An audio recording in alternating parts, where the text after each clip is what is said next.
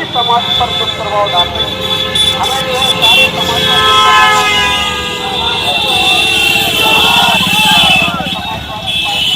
Samajwadi party जिंदाबाद जिंदाबाद, Samajwadi party जिंदाबाद जिंदाबाद, समाजवादी पार्टी जिंदाबाद जिंदाबाद, अखिलेश यादव जिंदाबाद जिंदाबाद, अखिलेश यादव जिंदाबाद जिंदाबाद, माननीय दीपनारायण सिंह जी जिंदाबाद जिंदाबाद जिंदाबाद जिंदाबाद। देखिए हमारे बीच माननीय पूर्व विधायक श्री दीपनारायण सिंह जी पधार चुके हैं। 50 से 20 लगभग लोग हमें 65-70% तो गांव में रहते हैं और हमारे साथ बेईमानी हमारी वजह से बने थे आप। तुम हमें मिटा दोगे तो हम तुम्हें भी मिटा देंगे। अगर तुम हमारी मदद करना चाहते हो तो तय करो कि अगर आज जो फसल की कीमत है उससे हम 1.5 गुनी फसल की कीमत तुम्हें देंगे। आप हमारी जिंदगी से खिलवाड़ करना चाहते हो तब मैं आपसे कहूंगा, हे समाजवादी लोगों, बुंदेलखंड के लोगों, तुम्हारा इतिहास लड़ने वालों का है, अपने लेके जी के लड़ने बनने वालों की कोई पहचान नहीं है। अगर जीवन में कभी ऐसा मौका आ जाए कि देश और समाज गरीब को न्याय दिलाने के लिए अपनी जान जाती हो तो मेरी कोशिश होगी सबसे पहले मैं अपनी जान दूं। कम से कम किसी के जान को मेरी आती है। ये जुनून अपनी जिंदगी में जरूर रखना। लोग भी तुमसे यही उम्मीद रखते हैं। कांग्रेस की हिम्मत नहीं बची, मरी मराई पार्टी है। बहुजन समाज पार्टी लड़ नहीं सकती। ये डरा सकते, सबको डरा दिया इन्होंने। सिर्फ गरीब जनता, किसान समाजवादी पार्टी की तरफ देखता है कि अगर कहीं उम्मीद दिखती है तो समाजवादी लोगों से। ये इनके पुर के अंग्रेजों से नहीं डरे। ये सरकारें आएंगी और चली जाएंगी पर समाजवादी जिंदा जब तक रहेंगे, लड़ेंगे सिस्टम के खिलाफ, मजबूर करेंगे।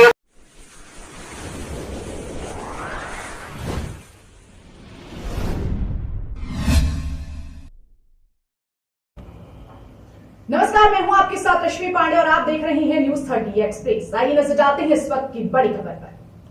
झांसी के मोट में आज पूर्व विधायक गरोठा विधायक दीपनारायण सिंह यादव के नेतृत्व में समाजवादी पार्टी के विभिन्न कार्यकर्ताओं ने भाजपा सरकार की जन विरोधी नीतियों को लेकर हल्ला बोला, जिसमें समाजवादी पार्टी के पूर्व गरोठा विधायक दीपनारायण सिंह यादव के नेतृत्व में सैकड़ों कार्यकर्ताओं के साथ उन्होंने उप जिलाधिकारी को ज्ञापन सौंपा, जिसमें उन्होंने कहा कि भाजपा सरकार ने जो भी दावे किए थे किसी भी दावे पर वो खरी नहीं उतरी है और हर दावे में सरकार विफल रही है। और बात करें किसानों की तो किसानों को लेकर जो सरकार बनी थी आज वही किसान परेशान घूम रहा है। समाजवादी पार्टी के राष्ट्रीय अध्यक्ष पूर्व मुख्यमंत्री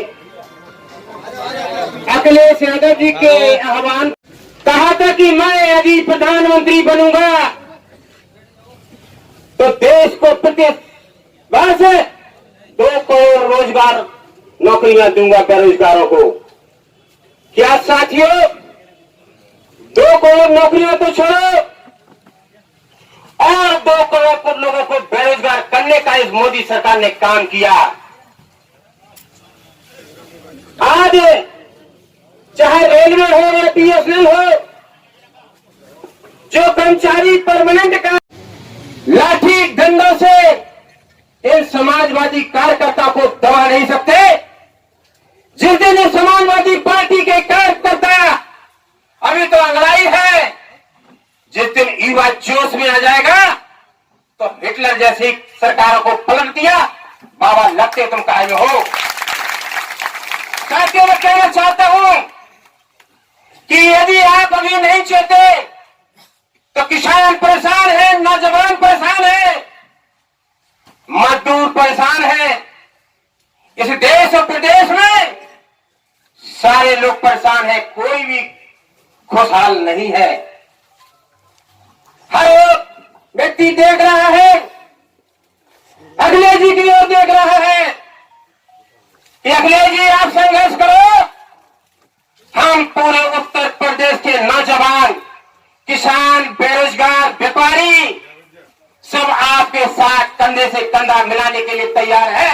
और 2022 में हम हाथ से हाथ मजबूत करके आपको इस प्रदेश की बागडोर देना चाहते हैं, इस प्रदेश का मुख्यमंत्री बनाना चाहते हैं, ताकि इस प्रदेश के नौजवान, बेरोजगार, किसान, व्यापारी सारे खुश हो।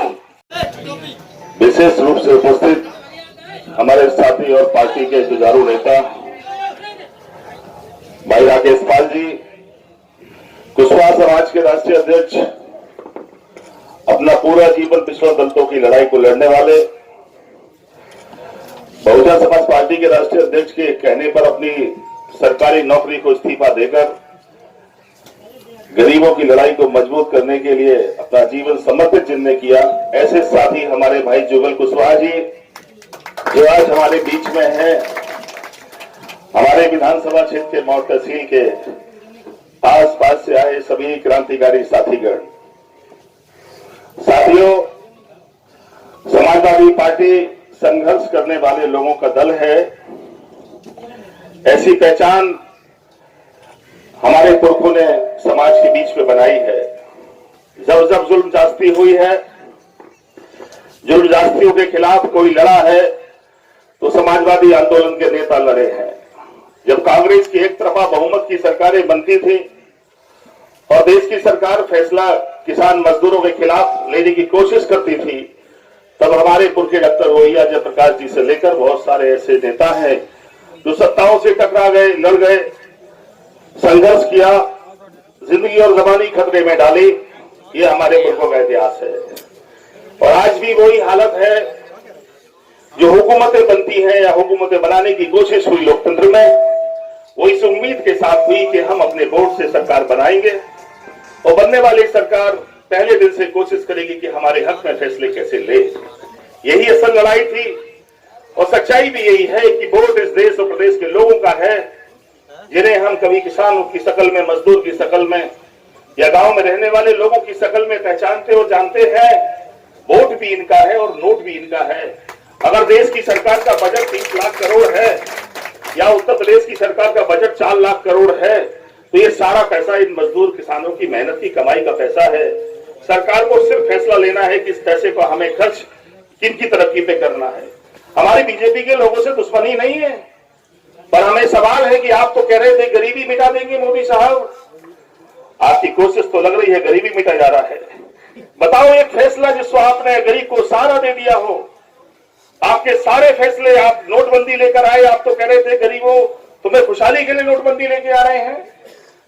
तब मैंने एक दिन कहा था कि देश के प्रधानमंत्री महोदय से प्रार्थना करो कि नोटबंदी के बाद गांव में गरीब जीता कैसे, एक बार देख तो आओ आप। एक बार विदेश का दौरा छोड़कर जिस दिन आप गांव में घूम लोगे और गांव की हालत देखोगे, उस दिन आपको शर्म आएगी कि हमने फैसला कैसा ले लिया। ये आप जीएसटी लेकर आए, आपने कहा एक कानून लाएंगे देश में हम, किसान मजदूरों को लगा कि ये कानून भी हमें सहायता करने वाला है। और जीएसटी में क्या प्रावधान, 28% तक टैक्स लगा दिया आपने। एक पत्रकार साथियों, आप तो पूरी दुनिया की जानकारी रखते हो, बताओ कहीं 28% जीएसटी दुनिया किसी देश में है? और ये जीएसटी लगता किस पे है? कितना बड़ा झूठ पूरे देश में फैलाया जा रखा है कि ये पैसा व्यापारियों में लगता है। मैं मंडी में खड़े होकर व्यापारियों के बीच में कह रहा हूं, पत्रकार साथियों, जीएसटी व्यापारी पे नहीं लगता, जीएसटी आम आदमी पे लगता है। बताओ अगर कोई चीज 1 लाख रुपए की आ रही थी कल और अगर जीएसटी के बाद 1,28,000 की हो गई, तो कोई दुकानदार क्या तुम्हें 1,27,000 दे देगा? नहीं, जीएसटी पूरी जनता पे करती है। उद्योगपति तो वसूल करके सरकार के खाते में सिर्फ जमा करता है, लेकिन पैसा तो जनता के बीच से ही, गरीब किसान मजदूरों के घरों से ही जाता है। अरे मोदी साहब, लोगों ने तो इसलिए आपको बनाया था कि आप हमारे लिए ऐसी राहत कर देंगे कि हमारी जिंदगी बदल जाएगी, हमारे घर में खुशियां लौट आएंगी। एक फैसला नहीं, आपने तो ये उपलब्धि गिनाई जा रही है अखबार में, इस साल में कुल 6 महीने में 1 लाख करोड़ रुपए वसूल किए जीएसटी में। आपको शर्म आनी चाहिए, किन से वसूल कर दिए आपने पैसे? ये तो वही गरीब जनता है जो तुम्हें बनाई थी, इनसे ही छीन लिया आपने। नोटबंदी के बाद नोट खत्म, जीएसटी के बाद घर में बचा कुचा काम खत्म। जिए कैसे हम? ये महामारी जो फैल रही है, मैं आपसे भी निवेदन करूंगा, इससे डरो आप। ये बहुत खतरनाक है, धीमे धीमे बढ़ती जा रही है। ये बीमारी लाखों लोगों की जान ले चुकी है और अब ये बड़ों से धीमे धीमे गरीबों की तरफ बढ़ रही है। इंतजाम के नाम पर बड़ी खराब हालत है। इसलिए तुम्हें अपनी जिंदगी भी बचानी है और अपनों की जिंदगी बचाने के लिए भी सबको समझाओ, मास्क लगा के रखना है, क्योंकि जो इस बीमारी में फंस जाता है उससे पूछो कैसे जिंदा रहे। अभी मेरे साथ के बहुत सारे लोगों को भी कोरोना हो गया था, जाने कैसे तुम्हारी दुआओं ने, भगवान ने मुझे बचा लिया, मुझे पता ही नहीं। मन्ना दीवान जी को हो गया, बगल में ड्राइवर को हो गया, सबको हो गया, आपकी दुआओं से सिर्फ बच गए हम। तो मैं आपसे कहूंगा कि अपने जिंदगी को सुरक्षित रखो, बीमारी से डरो नहीं, पर बचाना जरूरी है और बचना जरूरी है। मैं यही बात आपसे कहने आया हूं। मेरे किसी सरकार से कोई बुराई भराई नहीं है, लेकिन मुख्यमंत्री जी से सवाल है कि लोगों ने अखिलेश जी को हटाकर आपको बनाया था। अखिलेश जी ने तो अपने कार्यकाल में 17-18 लाख लैपटॉप गरीब मजदूरों के बेटों तक पहुंचा दिए थे। आप बताओ, आपने इस योजना बंद करके गरीबों को उसके बदले में योजना बताओ क्या दे दिया। अगर वो अखिलेश यादव की योजना को बंद नहीं किया होता और गांव गांव गरीब मजदूरों के पास लैपटॉप पहुंच गए होते, तो कोरोना की महामारी में गरीब मजदूर का बेटा भी ऑनलाइन पढ़ सकता था और आगे बढ़ सकता था। आपने योजना बंद करके उनका अवसर छीन लिया। कोई मजदूर किसान का बेटा, कोई योजना बनाई थी कि हमारी किसान मजदूर की कोई बेटी इंटर पास करेगी तो हम उसे 30,000 रुपए कन्या विद्याधन के रूप में देंगे। 1200 करोड़ रुपए बांटे।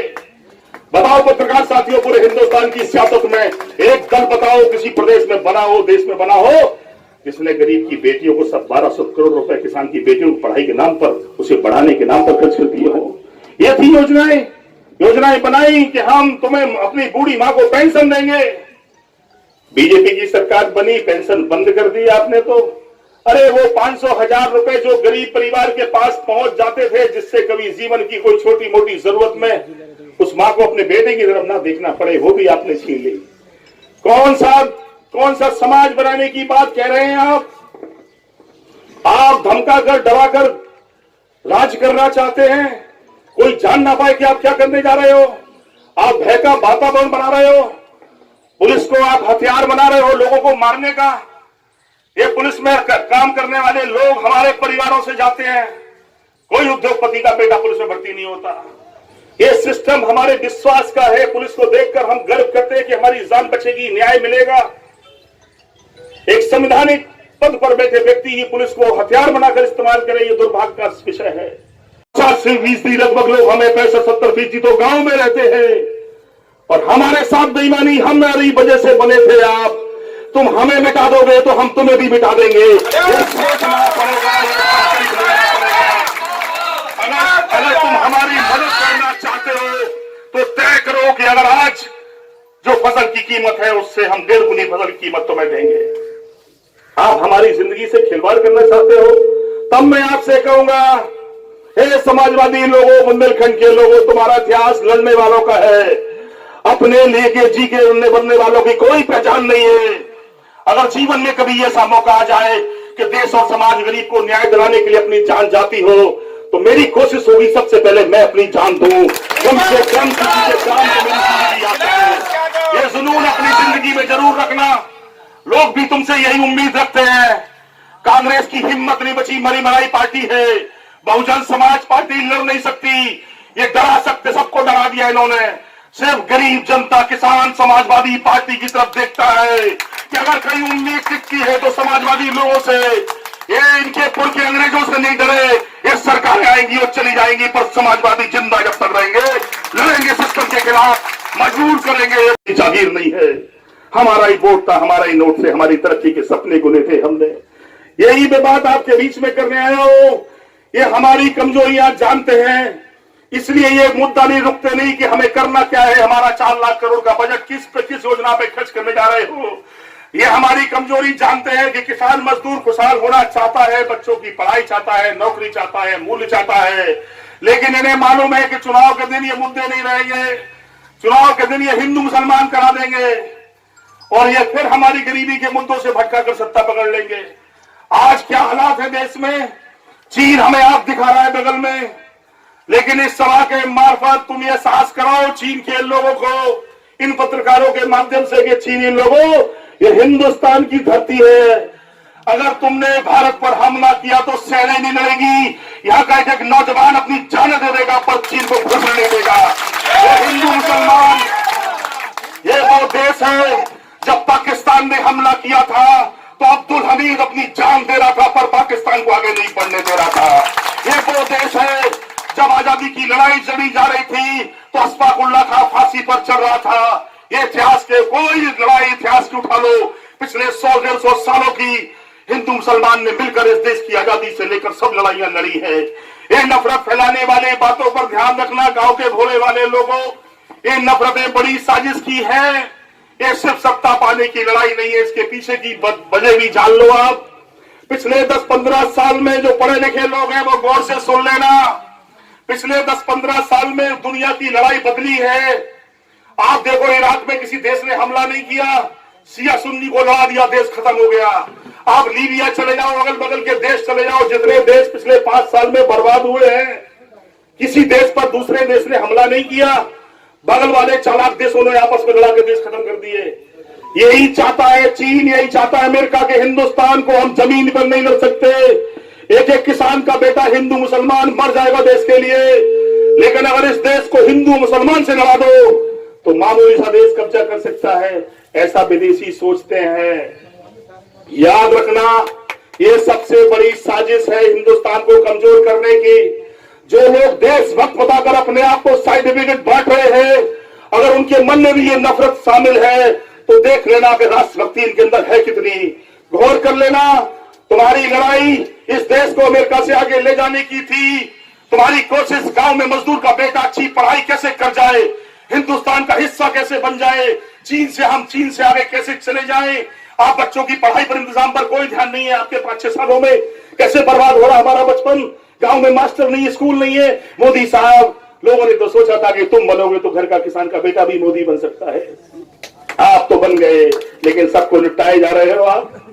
ये कौन सा व्यवस्था बना रहे हो आप, कौन से देश बनाने की बातें कर रहे हो। ये झूठे सपने देखा, कब तक आप रहना चाहते हो प्रधानमंत्री बने रहो आप, मुबारक है आपको, पर ये नफरतें आने वाली पीढ़ी को मत देके जाओ आप।